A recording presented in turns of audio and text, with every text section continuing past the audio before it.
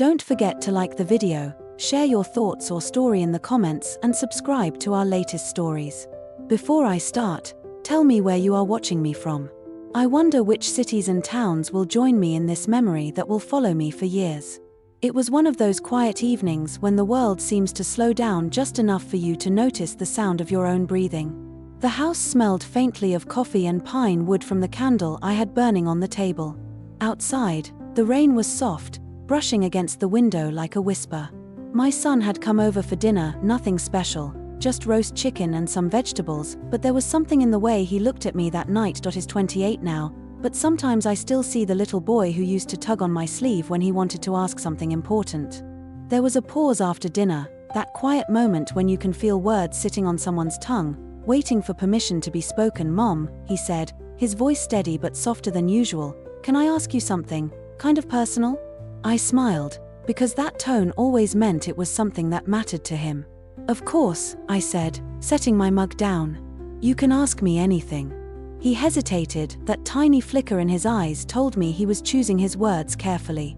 The rain outside filled the silence, rhythmic and soothing. "When you were my age," he finally said, "did you ever feel like you didn't really know who you were yet?" For a moment, I didn't answer. I just looked at him. His question wasn't just about him, it was about life, about that strange stage when everything feels both too late and too early. I took a deep breath, feeling the weight of my own memories pressing gently against my chest. "Oh, sweetheart," I said, "I think everyone feels that way." "I did too, maybe even more than you do now."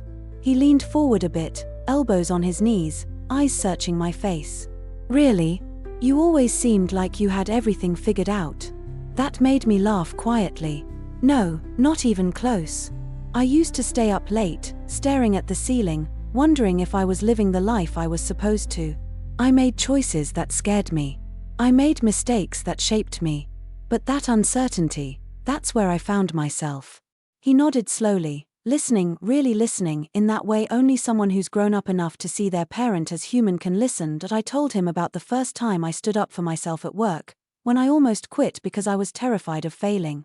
I told him about the nights I'd cry quietly after he went to bed, afraid I wasn't being the mother he deserved.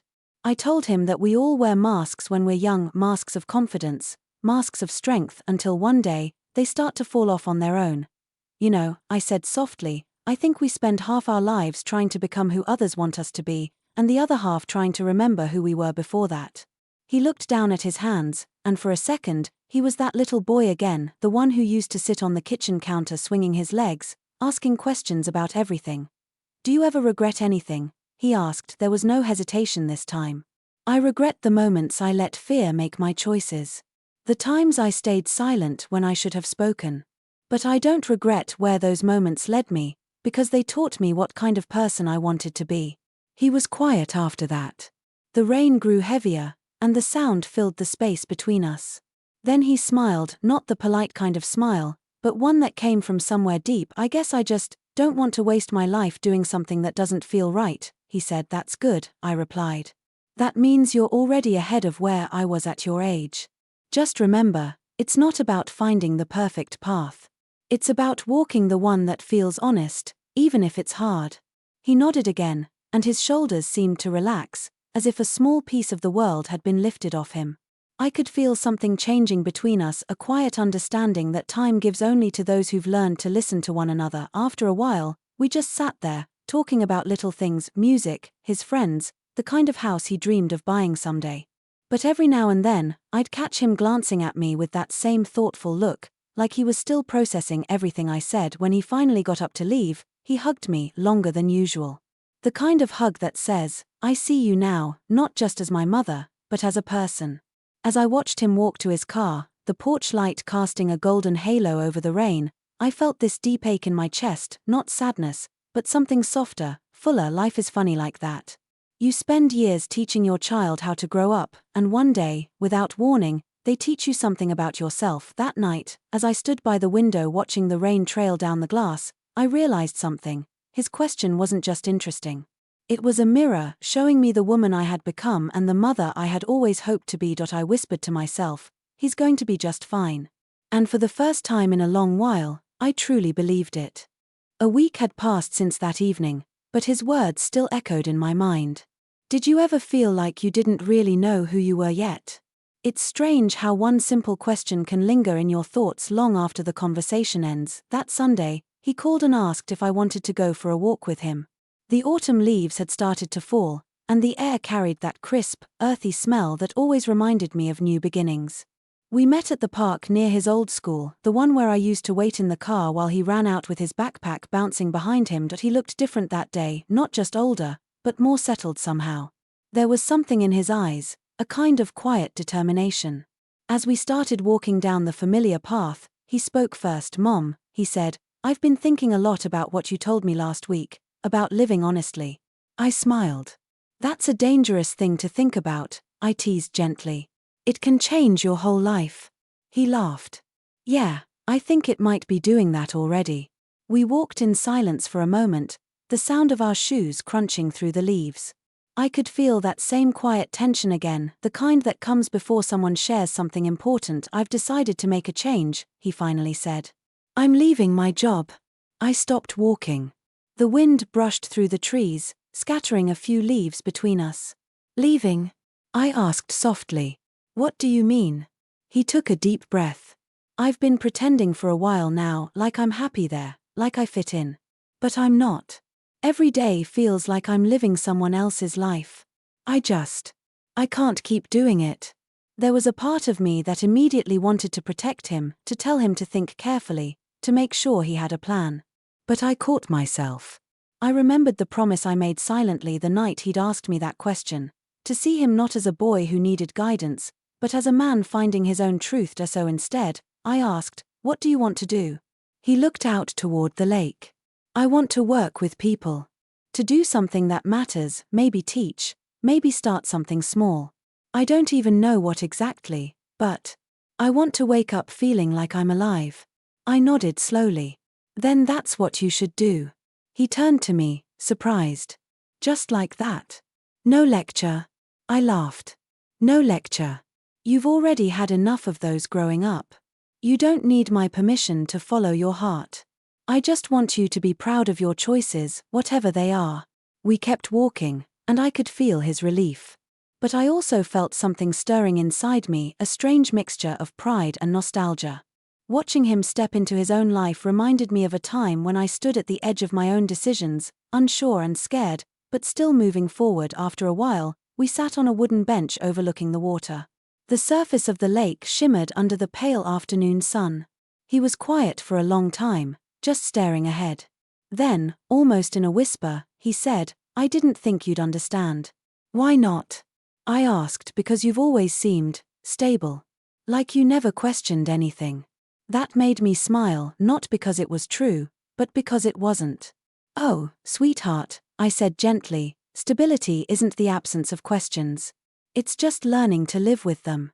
I've questioned everything, my choices, my purpose, even myself. But I learned that doubt doesn't mean you're lost. It means you care enough to look deeper." He didn't say anything right away, but I saw his shoulders relax again, the same way they did that night after dinner. There was something healing about that moment, like two generations quietly forgiving each other for being imperfect. Then he turned toward me and asked, "Mom, when did you finally feel like you knew who you were?" That question hit me harder than I expected. I thought about it for a long while before answering. Honestly, I think I'm still learning. Every year, I understand myself a little better. Sometimes through joy, sometimes through pain. But I don't think there's a finish line to it. Maybe that's the beauty of it, that we're always becoming. He nodded, and I could see that he understood. The wind picked up, sending ripples across the water. Somewhere nearby, a child laughed, the kind of sound that carries warmth into cold air. I thought about how quickly time moves.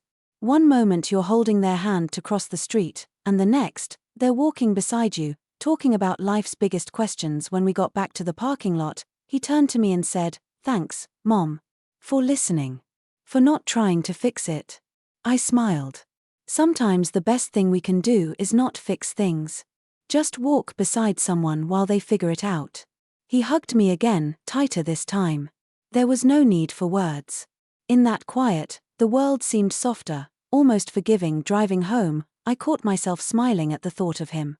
He was becoming the kind of man I always hoped he'd be, not perfect, but brave enough to face life on his own terms. That night, I sat by the same window, the candle flickering just like before. The rain hadn't come, but the silence felt just as heavy and comforting.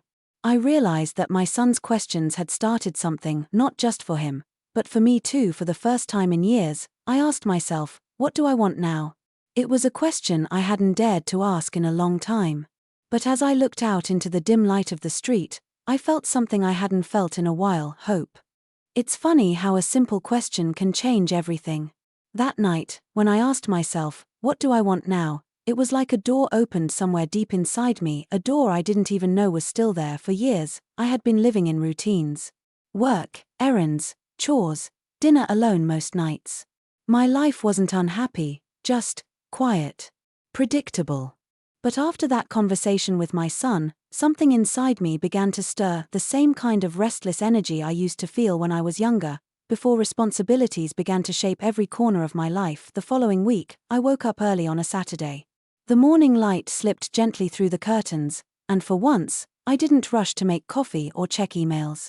I just sat there in silence, listening to the faint hum of the refrigerator, the ticking clock, the small sounds that make up a home. Then I did something I hadn't done in years. I took out an old sketchbook. The pages smelled faintly of dust and pencil lead. I used to draw all the time when I was younger: faces, places, little details that caught my eye.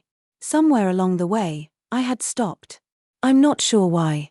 Maybe life just got too busy. Maybe I convinced myself it wasn't important. But that morning, I sat down at the kitchen table with a cup of coffee and started to draw again. My hand trembled at first, the lines uneven and shy, but after a few minutes, it felt familiar, like meeting an old friend after years apart. The phone rang halfway through the sketch. It was my son. "Hey, Mom," he said, his voice warm. "What are you up to?" "Drawing," I said, smiling. "Can you believe that?" He laughed. "You used to draw all the time when I was a kid. I remember you'd sketch me when I was asleep." "I did," I said, smiling at the memory. "You were the easiest model I ever had." There was a pause. "You sound happy," he said softly. "I think I am," I admitted. "You inspired me, you know." All this talk about living honestly, I realized I wasn't doing enough of that myself. "That's amazing, Mom. Maybe it's time we both start something new," I said. We talked for a while about little things, but the kind of little things that matter. And after I hung up, I kept drawing until the afternoon light turned golden. The world outside felt alive again. In the days that followed, I started to make small changes. I went for long walks in the park instead of staying indoors. I started volunteering at the local library, reading stories to children on weekends. It wasn't much, but every small choice felt like a step toward something more meaningful. One evening, my son stopped by again. He had a spark in his eyes I hadn't seen in years. "I found a small community center downtown," he said. "They're looking for people to teach evening classes, life skills, art, all kinds of things. I thought maybe we could do something together." "Together?" I repeated, surprised. "Yeah," he said with a grin. "You could teach drawing, and I could help with organizing. It's just an idea, but it feels right." I looked at him, and for a moment, I saw not just my son, but a partner, someone who shared the same hunger to do something real, something kind. "That sounds wonderful," I said, my voice catching slightly. "Let's do it." That night, after he left, I sat by the window again, the same spot where I'd watched him drive away after that first dinner. Only this time, my heart felt lighter. The air smelled of rain again, and I realized how life has a way of circling back, of offering new beginnings disguised as endings. As I stared out at the wet street, I thought about how everything had started with one question, not his, but mine. What do I want now? The answer wasn't a single thing. It was a feeling, connection, purpose, presence. The quiet joy of rediscovering something that had been there all along. The following week, we went to the community center. It was an old brick building with creaky floors and tall windows that let in warm afternoon light. The air smelled faintly of paint and old books. The director, a kind woman named Mrs. Carter, showed us around. When she asked if I'd like to lead a small drawing class on Tuesdays, I said yes before I could talk myself out of it. The first night of class, I was nervous. My hands trembled just like they had that morning with the sketchbook. But as people began to arrive, retirees, a young mother, a quiet man who said he'd never drawn before, I felt that same warmth rise in my chest. By the end of the evening, I couldn't stop smiling. My son was waiting outside when I finished. How was it? He asked. It felt like coming home, I said. We walked to the car together, and I realized something beautiful. My son had asked me something interesting weeks ago, but the truth was, his question had given both of us something far more valuable than an answer. It had given us a new beginning, and for the first time in a long, long while, I felt proud, not just of him, but of myself too. It's been 6 months since that first evening class at the community center. It's strange to think how much can change in such a short time, how life quietly rearranges itself when you start saying yes to the things that make your heart feel alive. Every Tuesday night became something sacred to me. The sound of pencils scratching on paper, the soft chatter between students, the way their faces lit up when they created something they didn't think they could, it filled me with a peace I hadn't known I was missing. My son would often stay late after his own meetings, helping tidy up or chatting with people who came by just to talk. It became our little ritual, closing the lights together, locking the door, walking to the car in that calm, satisfied silence that follows a meaningful day. One evening, as we were packing up, he said, "You know, Mom, I think you've changed." I laughed softly. "Changed how?" "You seem lighter. Happier. Like you're not carrying the same weight anymore." I paused for a moment, looking around the room, the half-finished sketches pinned to the walls, the faint smell of coffee and chalk. "Maybe I finally stopped trying to be who I thought I should be," I said, "and just started being who I am." He nodded slowly, a thoughtful look in his eyes. "That's exactly what you told me to do." I smiled. "And you listened." He grinned. "For once." We both laughed, and for a moment it felt like the world stood still, just a mother and her son, sitting in the warmth of shared understanding. A few weeks later, the center organized an art exhibition featuring the students' work. It wasn't anything fancy, just a few tables, some snacks, a little music. But it meant the world to them. I watched as people walked around the room, admiring drawings that told quiet stories of courage and rediscovery. At one point, I noticed my son standing near the back, talking to Mrs. Carter. When he caught my eye, he smiled and waved me over. "Mom," he said, "they want to feature your work next month." "Your own drawings?" I blinked. "Mine?" He nodded. "You've inspired a lot of people here. They think others should see what you've been doing." I looked at him, my heart full. "You know, this wasn't what I expected when you asked me that question months ago." "What question?" he asked, though I could tell he remembered. "When you asked if I ever felt like I didn't know who I was." He smiled gently. "Guess we both found out a little more since then." The night of the exhibition, I arrived early. The walls were lined with my students' work and a few of my own. I stood in front of one particular sketch, a portrait of my son. I had drawn it one quiet evening, from memory, his face half-lit by the golden glow of the kitchen lamp. It wasn't perfect, but it was real.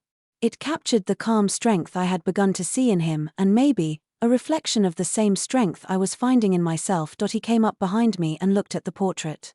"You made me look kinder than I am," he teased. I smiled.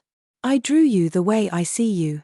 He didn't answer, but I saw the way his expression softened, the way his eyes shimmered just slightly before he looked away. Later that night, after everyone had left and the lights were dimmed, we stood outside the center under the soft hum of the street lamp. The air was cool, filled with that faint scent of rain that always reminded me of beginnings. "You know, Mom," he said quietly, "when I asked you that question, I was lost. I didn't expect that we'd both find something from it."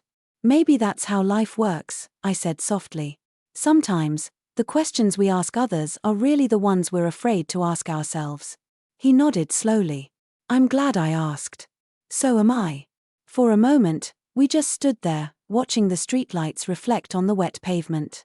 It wasn't a grand moment, no dramatic ending, no big declarations. Just a quiet, steady peace. The kind that only comes when two souls, one older, one younger, finally understand each other not as parent and child, but as equals walking side by side. When he finally hugged me goodnight, I felt that same warmth again, the kind that stays long after the moment ends. Driving home, I rolled the window down just enough to let the cool air brush against my face. The town lights blurred softly in the distance, and I thought about how life had come full circle, how one small conversation over dinner had led us both to this. As I pulled into the driveway and turned off the engine, I sat there for a while, just breathing. I thought about my son, about how his curiosity had sparked something in both of us. How sometimes, the most interesting questions aren't about the world at all, but about ourselves. I looked up at the sky, quiet and endless, and whispered, "Thank you." Not to anyone in particular. Just to life, for giving me this second chance to grow, and for giving me a son brave enough to ask something interesting. And that night, for the first time in years, I fell asleep with a smile.